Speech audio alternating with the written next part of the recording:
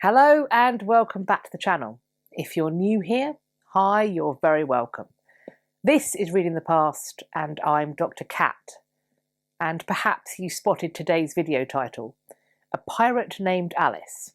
Well, this is no boy named Sue kind of situation. But when this topic was suggested to me on Instagram, I got very excited. So excited, in fact, that I moved this topic to the top of the list and decided to make the video right now. But one of the reasons why I got so excited is also why I have to give a disclaimer about my own potential bias. Because I feel like I know Alice. She was and is one of the favourite historical figures that I ever got to portray as an interpreter at the Tower of London. And for that reason, on the plus side, that meant I got to deep dive her story, really try to get inside of her head, and I spent months with her. But equally, I also spent months with her, and she sort of feels like a friend. A very dangerous friend, for sure, but a friend nevertheless. But with all that being said, I still want to talk about her, and so I'm going to. Let's meet Alice.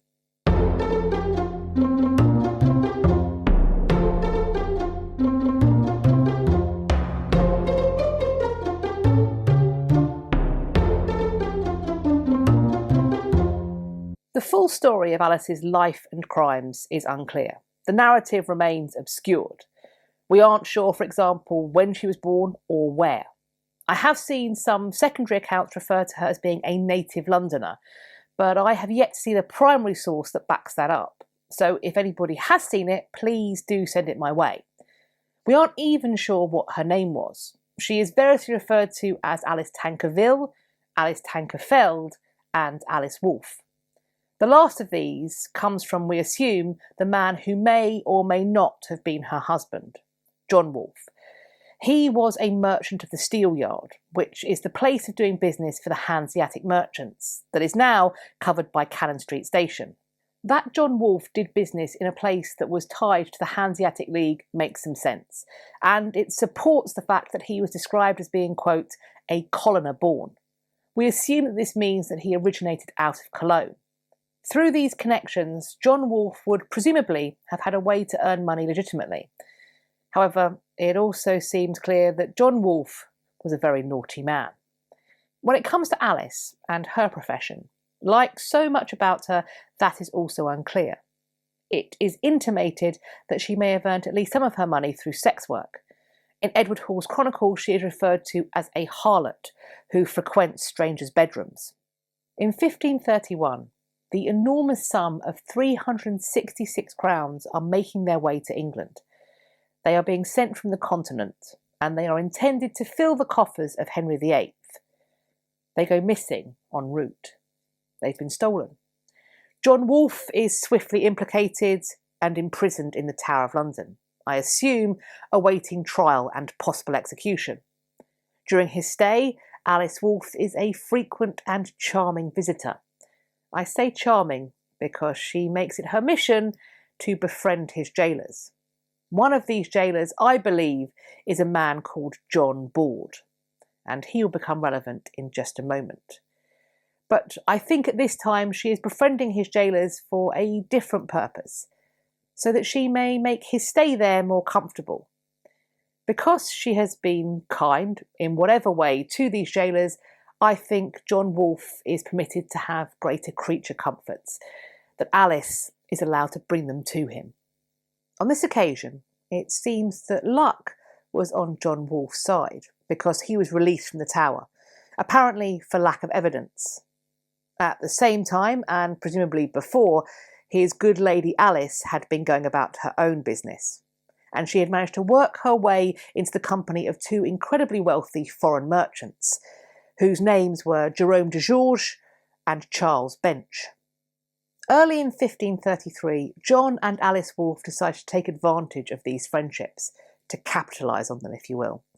Alice lured her new friends down to the Thames for a boat ride. We aren't quite sure what she promised them, perhaps some nocturnal entertainment, but the men seemingly went willingly. The boat was being rowed by an accomplice of Alice and John's. John was hidden in the boat, and when it was far enough out, near a place called the Turning Tree, which I think is presumably far enough away that nothing would be seen, or more importantly, no screams would be heard, John popped out. The two merchants were murdered, and their bodies were stripped of fine clothes and riches. Their bodies were then tossed overboard. Next, their rooms, presumably also full of very expensive commodities, were ransacked and robbed. All might have been well for Alice and John, but it seems that these robbers had forgotten one vital fact. Eventually, corpses float. And once they were discovered, suspicion swiftly fell on John Wolfe. He was rearrested and put back in the Tower of London. However, unlike before, on this occasion, Alice also came to be suspected, and we can see this from a letter that was received by Thomas Cromwell on the 28th of July 1533, which includes the line, quote, "If the diabolic woman," that's Alice, "escape, we shall be in great jeopardy." It seems unbelievable, but there are certain sources that appear to point to the fact that John Wolfe was once more released. That again, this happens because of lack of evidence. But on this occasion, presumably fearing that his luck might really run out, he flees the island. He leaves Alice behind, in the care of jailer John Board, although she is not in the tower, she is free. Jailer John Board is doing this as a favour to former inmate John Wolfe. If the release did happen, and the trip to Ireland, then evidently he couldn't have been there very long, because by the following year, 1534, both John and Alice Wolfe are recorded as being imprisoned in the Tower of London because of these murders. During her imprisonment in the Tower of London, we believe that Alice was kept in Coldharbour cells, or the Coldharbour Tower. This building no longer stands. While Alice was there, she seems to have put her charms to good use once again. As part of her imprisonment and punishment, Alice was chained to the walls of her cell. That was until she managed to befriend a quite high-profile person, the daughter of the lieutenant of the tower. This kind, compassionate lady worked to have Alice freed of her chains. Once she was freed of her chains, Alice could make use of another friendship, and it was one that had formed before she was a prisoner, while she was still visiting John Wolfe a few years previously. It was the friendship that formed between her and jailer John Board. There is a record of Alice Wolfe asking John Board to seek out the Scotch ambassador in the hopes that he might intercede for her and obtain a pardon. She was being threatened with execution. Understandably, she was desperate for any means of escape. But a pardon, it seemed, was out of reach and would not be forthcoming. She would have to find another way out. She recognised, I believe, that John Board had growing feelings for her, and these growing feelings were leverageable. In her cell in the Coldharbour Tower, Alice Wolfe now sat unchained. Her inner door was held in place with just a flimsy bit of bone, known as a staple. It could be dislodged with just a shake. John Board had provided Alice with a counterfeit key for the outer door. He may also have given her a set of men's clothing so that she could wear them as a disguise. As darkness fell, she made her way out. She was going to find John Board, and she met him on the roof of St Thomas's Tower. From there, they used the ropes that John Board had sourced to climb down to the wharf. On the wharf, a small boat, known as a lighter, was waiting to row them away. The plan was, apparently, to take two horses that were waiting for the pair at St Catherine's Dock. They would ride them to a friend's house, one Mistress Jennings. At this friend's house, they would presumably hide out until they were able to flee the country. Unfortunately, as the couple were walking up Tower Hill, they bumped into the watch. One of the watch, who is recorded as being named Gore, recognised Tower jailer John Board, and so decided to take a closer look at his companion. Alice was discovered, and the pair were immediately arrested and returned to the Tower. Once returned to the Tower of London, John Board was subjected to torture. He was racked and placed in a room known as the Little Ease. This is a room that is so small and so cramped that it is impossible to get comfortable. One cannot stand up, nor sit down, nor lie down. It's simply too small.